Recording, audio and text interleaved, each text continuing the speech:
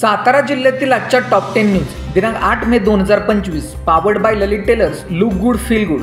सूट sherwani jacket बनवून मिळवण्याचे योग्य ठिकाण पवई नाका सातारा। मान्सून पूर्व तयारीचे आराखडे 20 मे पूर्वी सादर करा। जिल्हाधिकारी संतोष पाटील। हवामान खात्याने यंदा सरासरीपेक्षा चांगल्या पावसामानाचे अंदाज वर्तवले आहेत। आपत्ती व्यवस्थापनाच्या दृष्टीने सर्व यंत्रणांनी व विभागांनी तालुका व गावपातळीवर मान्सून पूर्व तयारीचा आढावा घेऊन आराखडे 20 मे पूर्वी सादर करावेत असे निर्देश जिल्हाधिकारी संतोष पाटील यांनी दिले। जिल्हाधिकारी कार्यालयात जिल्हाधिकारी संतोष पाटील यांच्या अध्यक्षतेखाली सातारा जिल्हा मान्सून पूर्व तयारी व उपाययोजना संदर्भात आढावा बैठक झाली। त्यावेळी ते बोलत होते। कराड तालुक्यातील 27 गावांमध्ये टंचाई सदृश्य परिस्थिती। मे महिन्यात कराड तालुक्यातील अनेक गावांना पाणी टंचाईचा सामना करावा लागतो आहे। विशेष करून पूर्व भाग व दक्षिणमधील डोंगरी गावांना टंचाईचे जाळा सोसावे लागतात। तालुक्यातील 27 गावात टंचाई सदृश्य परिस्थिती निर्माण झाली आहे। टंचाई निवारणासाठी ग्रामीण पुरवठा विभागाने टंचाई आराखड्याच्या अनुषंगाने उपाययोजना प्रस्तावित केल्या आहेत। वाईत कृषी सहाय्यक संघटनेचे धरणे आंदोलन। मागण्या मान्य न झाल्यास बेमुदत आंदोलनाचा इशारा। महाराष्ट्र राज्य कृषी सहाय्यक संघटनेच्या वतीने आपल्या विविध मागण्यांसाठी राज्यभर आंदोलन सुरू केले आहे। त्या पार्श्वभूमीवर वाई येथील कृषी सहाय्यक संघटनेने तालुका कृषी अधिकारी कार्यालयासमोर धरणे आंदोलन केले। यावेळी कृषी सहाय्यकांनी आपल्या मागण्यांचे निवेदनही दिले आहे। मागण्या मान्य न झाल्यास आंदोलन सुरूच राहणार असून गुरुवार दिनांक 8 मे रोजीपासून एक दिवस सामूहिक रजा आंदोलन, दिनांक 9 मे रोजी ऑनलाईन कामकाजावर बहिष्कार टाकण्यात येणार असून यानंतर ही मागण्या मान्य न झाल्यास 15 मे पासून सर्व योजनेच्या कामकाजावर बेमुदत काम बंद आंदोलन करण्यात येणार आहे। राष्ट्रीय खेळाडू सागर जगदाळे यांचे साताऱ्यात उपोषण सुरू। क्रीडा अधिकाऱ्यांच्या मनमानी कारभाराचा केला निषेध। जिल्हा क्रीडा कार्यालयात अधिकाऱ्यांच्या मनमानी कारभार सुरू आहे। त्यातच क्रीडा संकुलातील जलतंत्रावची मासिक फी 800 वरून थेट 2500 रुपये करण्यात आली आहे। यात अधिकारी व संबंधित ठेकेदारी साठेलूट असून या कारभाराविरोधात राष्ट्रीय पदकप्राप्त खेळाडू व NSI कोच सागर जगदाळे यांनी उपोषण सुरू केले आहे। जिल्हा कार्यालयाचा कारभार गेल्या काही महिन्यांपासून मनमानीपणे सुरू आहे। गोरगरीब खेळाडूंच्या मागण्या या ठिकाणी परस्पर टाळल्या जात असून यामुळे स्पर्धकांना खेळापासून मुकावे लागत आहे। क्रीडा कार्यालयातील जलतंत्राचे भाडे अवघे 800 रुपये असताना ते थेट 2500 रुपये केले आहे। यात अधिकारी व ठेकेदार यांचे साठेलूट असल्याचे समोर आले आहे। यासाठी कोणताही ठराव न घेता जलतरणपट्टूंना आर्थिक भुर्दंड सोसावा लागत आहे। परप्रांतीयांना बेकायदेशीर हॉल भाड्याने देण्यात आला आहे। खेलो इंडियाला बेकायदेशीर 63 वयाचा कोच भरला असून तो बोगस खेळाडूंच्या नावे बिले काढत असून पैसे खात आहे। तसेच संकुलातील साहित्य बाहेर अर्ध्या किमतीत विकले जात असल्याचे निवेदनात म्हटले आहे। जिल्हाधिकाऱ्यांनी याकडे तातडीने लक्ष घालावे यासाठी हे उपोषण करण्यात असल्याचे सागर जगदाळे यांनी सांगितले। त्रिपुरातील प्रशासकीय अधिकाऱ्यांनी दिली सातारा जिल्हा परिषदेला भेट। यशवंतराव चव्हाण विकास प्रबोधिनी यसदा पुणे यांच्या पुढाकाराने त्रिपुरा राज्यातील गट सेवेतील प्रशासकीय अधिकाऱ्यांचा अभ्यास दौरा सातारा जिल्हा परिषदेमध्ये आयोजित करण्यात आला आहे।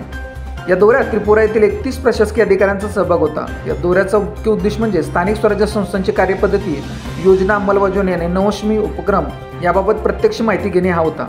सातारा जिल्हा परिषदेचे अधिकारी वर्गाचे स्वागत करण्यात आले। जिल्हा परिषदेच्या विविध विभागांकडून त्यांच्याद्वारे राबवण्यात येणाऱ्या योजनांची सविस्तर माहिती यावेळी मांडण्यात आली। झेडपी मैदानाचा होतोय कचरा डेपो, मद्यपींचा वावर, प्रशासनाचे दुर्लक्ष। सातारा जिल्हा परिषदेचे मैदान दिवसेंदिवस उकरडा बनू लागले आहे। जिकडे तिकडे कचऱ्याचे ढीग दिसत असल्याने मैदानाला बकाल स्वरूप आले आहे। तसंच मद्यपींचाही वावर वाढल्याने ठिकठिकाणी दारूच्याही बाटल्या दिसू लागल्या आहेत। अधिकाऱ्यांनी मैदानाकडे कांडोळा केल्यानेच मैदानाला अवकळ आली आहे। झेडपी मैदान परिसरात कचऱ्याचे ढीगचे ढीग पडले आहेत तर काही ठिकाणी कचरा अस्ताव्यस्त पसरला आहे। जॉगिंग ट्रॅकवर प्रचंड अस्वच्छता झाली आहे। त्यामुळे ट्रॅकवरून नागरिक व विद्यार्थ्यांना चालणेही मुश्किल झाले आहे। नेहमी स्वच्छतेत देशात व राज्यात नावलौकिक मिळवणाऱ्या सातारा जिल्हा परिषदेचे मैदान अस्वच्छतेच्या वेगात सापडले आहे। त्यामुळे जिल्हा परिषद प्रशासन स्वच्छ भारत अभियानाला हरताळ फासला आहे। सातारा जिल्हा परिषद मैदान मध्यवर्ती ठिकाण असल्याने या मैदानावर सतत व्यायामासाठी येणाऱ्या नागरिकांची व खेळण्यासाठी शालेय विद्यार्थ्यांची वर्दळ असते। तसंच या ठिकाणी विविध प्रदर्शन, यात्रा, जत्रा, महोत्सव, खेळांच्या स्पर्धा, सभा संमेलने होत असतात। त्यासाठी जिल्हा परिषदेच्या बांधकाम विभागाकडून परवानगी घेतली जाते। मैदानाला दिवसावर भाडे असल्याने महसूलही चांगला मिळत असतो। मात्र अलीकडे मैदानाचा पुरता बेरंग झाला आहे। अधिकारी दुर्लक्ष करत असल्याने मैदानाचा उकिरडा झाला आहे। साताऱ्यात अनधिकृतपणे वापरण्यात येणारी युरियाची 76 पोती जप्त। अनुदानित निमकोटेड युरिया औद्योगिक कारणासाठी गैरमार्गाने वापर केल्याने रसायने व खते मंत्रालय विभाग व साताऱ्यातील कृषी विभागाच्या अधिकाऱ्यांनी 2 कंपनीच्या गोडाऊनवर छापा टाकला। या कारवाईत 76 युरियाची पोती जप्त करण्यात आली आहे। सातारा औद्योगिक वसाहतीमधील सातारा कॅटल फीड व Ashoka cattle and poultry seeds या कंपन्यांवर गुन्हा दाखल करण्यात आला आहे।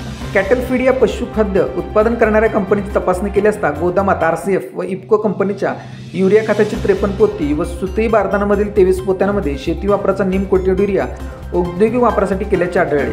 यावेळी अधिकाऱ्यांनी कंपनीच्या व्यवस्थापनाकडे कागदपत्र व खरेदी बिलांची मागणी केली असता त्यांना पूर्ण दस्तऐवज सादर करता आला नाही। त्यामुळे शासनाची व शेतकऱ्यांची फसवणूक केल्याप्रकरणी त्यांच्यावर कारवाई करण्यात आली।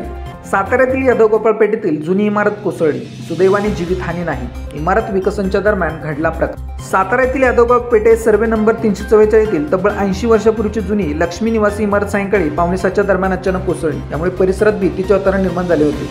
सुदैवाने इमारत रिकामीच असल्याने जीवितहानी झाली नाही। या इमारतीच्या लगत असलेल्या दुसऱ्या इमारतीच्या विकसन प्रक्रियेदरम्यान ही घटना घडल्याचे सांगण्यात येत आहे। शेंद्रे तालुका सातारा येथे सुमारे 2 लाखांची घरफोडी। शेंद्रे येथे अज्ञात चोरट्यांनी सुमारे 2 लाखांची घरफोडी केल्याची फिर्याद सातारा तालुका पोलीस ठाण्यात नोंदवण्यात आली आहे। दिनांक 5 ते 6 मे दरम्यान अज्ञात चोरट्यांनी योगेश बाळकृष्ण शिंदे राहणार शेंद्रे तालुका सातारा यांच्या घराच्या पाठीमागील दरवाजाची कडी कशाने तरी उचकटून घरातील गोदरेजच्या कपाटामधील रॉकरो ड्रॉमध्ये ठेवलेले सुमारे 2 लाख रुपये किमतीच्या सोने चांदीच्या दागिन्यांची चोरी केली आहे। सातारा शहरातील 3 कॅफेंवर छापे, पोक्सोसह इतर गुन्ह्यांमध्ये 9 जणांवर कारवाई। सातारा शहर पोलिसांनी 3 कॅफेंवर छापे मारत पोक्सोसह इतर गुन्ह्यांप्रकरणी 9 जणांवर कारवाई केली आहे। दिनांक 6 मे रोजी दुपारी 2 वाजता राधी कॉरिडॉर असणाऱ्या black in cafe and rest या ठिकाणी शहर पोलिसांनी छापा मारला।